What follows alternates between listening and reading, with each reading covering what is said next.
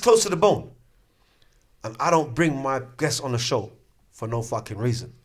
Let's get into it. So, back in the days, Northwest London. You see I got the blood clot BMX bike up in it. Deep. You see it's got the chit nuts on it, innit? Deep. You see I got extra fucking mag wheels in it. Deep. Northwest man thing. Can't we talk the thing, blood? Can't. They don't know. A lot of you lot don't realise how Northwest, Stonebridge, Harsden, St. Raph's, all that was back in the day. You don't realise from the 90s till now what the fuck we had to go through.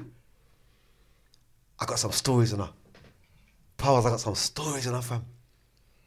I remember Mean Fiddler in Harsden. Mean Fiddler, you know. Mean Fiddler in Harsden. That's old school. That's like, Come on, man. that's Tell one of me the stories, first man. ones I that want to closed learn down, myself. bro. What? Brethren, I want to learn myself. let me tell you something. This is how Stonebridge was back in the day at Harsden, yeah? If there was a rave going in... Oh, let me start with Complex. Complex, before it was even made, it was a bus garage. And our parents used to rave in there. Not to mention Annex in Stonebridge and so on and so forth. You got Chalk Hill, you got... what do you call it in Chalk Hill? Their little centre they had up there. But every like hood had its own like hall. Our main hall in Stonebridge was called Step Off. There's a club called Step Off. We were raving there at 11 years old. You got to understand, there's like At a whole 11 years old. You got to understand, there's a whole bunch of 11-year-old youths.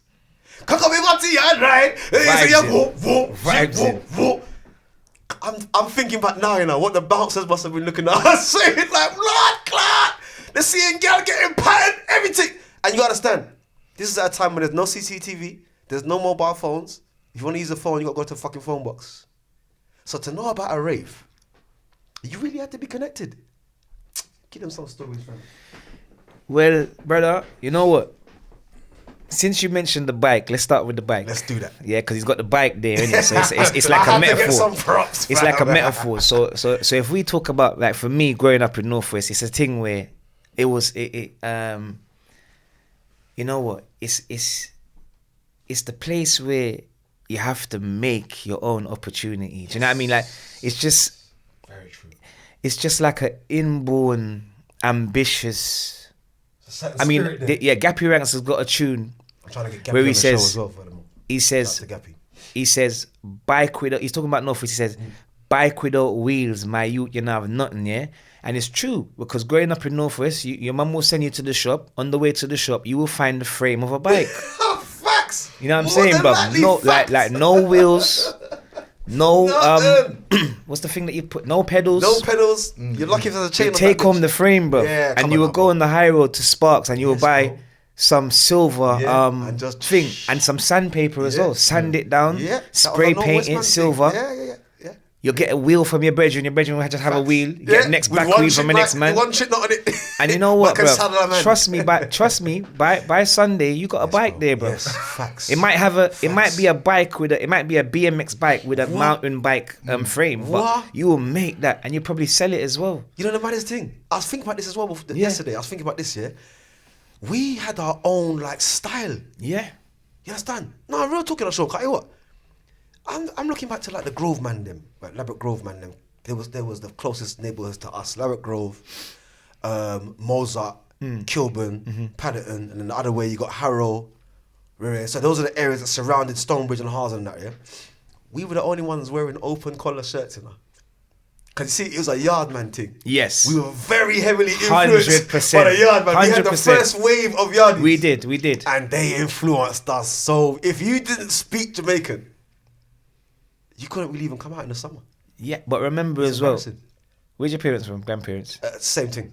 Okay. Same thing. So just remember, Go ahead. yeah, our grandparents will come over from the 60s. Yes, the first generation, right? bruv. We're watching Yes. the real McCoy, Yeah, or even before Desmond's. that, Desmond's. Oh, If you look back on the Where's Marlboro, all garbage? yeah, if you look back on the Marlboro Woods Yes. from like the 90s, That will shock you. you'll see Glamour Kid, That will Starkey shock you. Banton, It will shock you. Peter Hunningale. Oh my God. So it's just got it just had a very Caribbean Raw. way about it. Yes, brother. Yeah, man. Like you see all the music that we're listening First to now, wave. like the Stormzy's and the whatnot. Yeah. Back All then comes it out was of that. all Caribbean. Yes. Like you had man like Smiley Culture and them man there. Yeah. Them man they was doing Halifax adverts. That's right. You know what I'm saying? So it's very And the Kiora advert. Remember the Kiora advert? Yeah, you don't remember that, do you? Nah. Boom, but it was an old one that was done Yeah. by something Banton, and he did a tune ages ago. It was a very watered down tune. Baby, come back. Yes, Top of the Pops. Top of the Pop. Top of the Pops Saturday morning. Yeah, you kids don't know nothing about no You Top know of what the I'm Pops, saying? you know. So he's right. It's a very Caribbean culture, and it's just something that you just. I mean, I remember growing up one day and we come out the high road, and everyone had one side of their trousers rolled up. You know what I'm saying? And it was just like an instant thing. That's what we would do. You know what I mean? And it's just that kind of Caribbean Don't forget vibe. the bandana, you know. The bandana. You had to add the bandana. One off your so tied. One around the leg. Come If you on. never have a fox, you can't come around. Real talk. Man. What? And I'll tell you something. Harzen was synonymous with things like KFC after the raves. Because we had Dreams in Harzen. Even though Dreams was fairly a young club still. But we had Dreams. Before Dreams, we had a club in Harzen called Palm Beach. Deep Palm Beach, yes.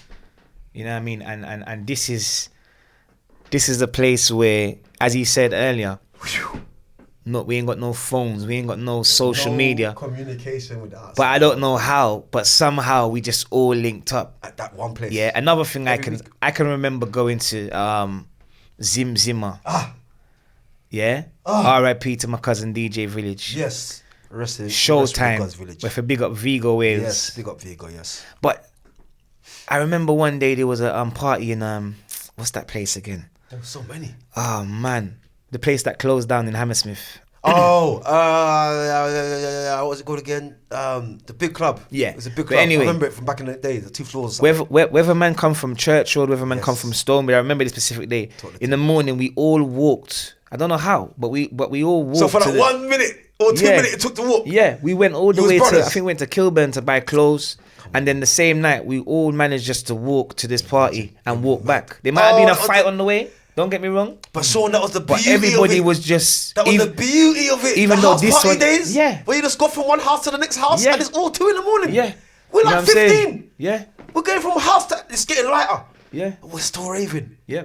And hear what? No matter how much beef you had with a man, if you were from the same set, when it was time to go home, this is one thing I loved about Carnival back in the days. Because Bridgeman and Bridgeman would have beef. Man that live in Church Road have beef with that man that live in Church Road. But you see, when it comes to going back down that road, when we're walking back to the set, and this is something that I take with me to the fucking grave. We fucking live to see this shit. I fucking live to see police use police horses to barricade Stonebridge and Harzen man in Kensal Rise, where we always gather at the end of Carnival with our bikes and shit and our cars and shit and our weed and our bitches and shit. And the police try to stop us and shit. But hear what? What that showed me is, you know, Sean, we was that gangster from young. Stonebridge and Harzen has just always had that reputation, blood. Like, my baby mother's from Chorkill. And when we used to go to Chorkill as Bridgeman back in the days, we was going there to look pum pum or whatever, or to go and party. But we knew they weren't as harsh as us. They were black people, but they somehow had a different mindset. I don't know if it was because they were closer to Harrow and had that more of a Asian, white British kind of influence more than the Jamaicans. So they kind of had that different, like when we came up there with our way, oh yo, back in the day we used to call girl Bebe. Yeah, baby, come here now, baby. Yeah, what you say? So we had that yardie mindset, the loud, boisterous thing. That's a yardie thing. All this talk of wagwan and putting your fist out, that's a yardie thing. What you saying? That comes from where I said. It's all from broken English. It's all patois. It's You know all what I mean? patois. Or as we say in England, patois. It's all patois. So, and I want to ask you this, right? Going into the questions. Shout out to Liquor Minty, like I said, and the rest of the man, them RIP. The Village, murderous man. Little Minty. What? That was his jingle. Big up Minty. Hey, we still, my family still watch Liquor Minty videos, fam. We see you as a youth man just juggling. Yeah, he's been uploading them, so we have For to big him real, up for because real. he's got all the history. It's deep, like, Yes, when you you watch know. it back as well. It's He deep. would have all the history for real. Yeah, Liquor Minty is basically another DJ from Northwest London who he had respect for me, I had respect for him, and he had never charged me to come in a rave. If them man was there, if I see Cash for, big up to my regiment Cash for, if I see Cash say, yo blood, yeah man, backdoor thing innit? Yeah, backy around there, and we would just get in, and you got to understand, I want to really make this clear, because we've got a whole hour to do it. I want to show you this and make this clear. We were kids that were partying with elders. One thing that Northwest man was synonymous for, because they don't even know about things like kick-off fed and them firm there. They don't know about that. And certain man is scared to say that name. I'm not scared to say that name because I've got family in kick-off. But what I'm trying to say is that I'm cool with them to the point where I can talk about it. we had real gangs in Northwest. We didn't have no wannabes. We didn't have the wannabe running around and I've got a Benz, I'm a bad man. That don't make you a bad man. Because a real bad man is just going to crawl up to you and squirt you and take the Benz. So, being so young, it affected us, man. 100%. I remember going into a rave in Harlem High Street above McDonald's in Harlem when the Harlem used to have McDonald's. Tavistock. What? No. You talking about? I think it was, you know. Yeah, across the road, right next to KFC. No, this Okay. is literally upstairs from McDonald's. See, What? My brethren, who's it again? I think it's Jibu's uncle or something at a rave in there. And by the time I've got there, Sean, imagine, I'm a big hip hop fan by this time. I'm all about my East Coast hip hop. So I'm like Mike Geronimo, Redman, all them man there. That's just in my soul. As I'm going up the stairs, I'm hearing, I'm so high, you so high. How they get in money to this one specific tune, right? I get in there now and I see all these black people, all these black gods that are higher than me. They're raving and they're all together. And as I'm cutting through the crowd, I see my mum. And she weren't on a gas thing, she was on this shit. And the tune just playing. They even bounce back, I'm gonna play the tune. Just to show you lot. I'm gonna play a couple of tunes from back in the day just to show you lot like what really, really influences children into adult stage. Because this gentleman here is still a DJ. Still got his hand in many, many pies, media pies. So if he can do it, why aren't you not doing it? Do you know what? I wanna ask you this. What motivates you? what, then or now? I want to say what motivated you then to even start it in the first place, but what is your daily motivation to really just keep going? That's what I really want to know. You know what? My day, it's a deep question still. It's a deep question. Definitely. But if I go with my heart, I think my daily motivation somehow is like an inner voice, bruv. Yes. You know what I mean? And I don't know how or when this inner voice, I don't know where it came from. Or when you noticed it. Or when I noticed it. That's the thing, yeah, But that's the all thing. I know, When we bruv, notice it, you know. it's 3 words, bruv, and I hear it every... Go ahead. Bruv, I just hear it every now and again, bruv. It's just like bruv, I hear this little voice just say, false. become the best, bruv.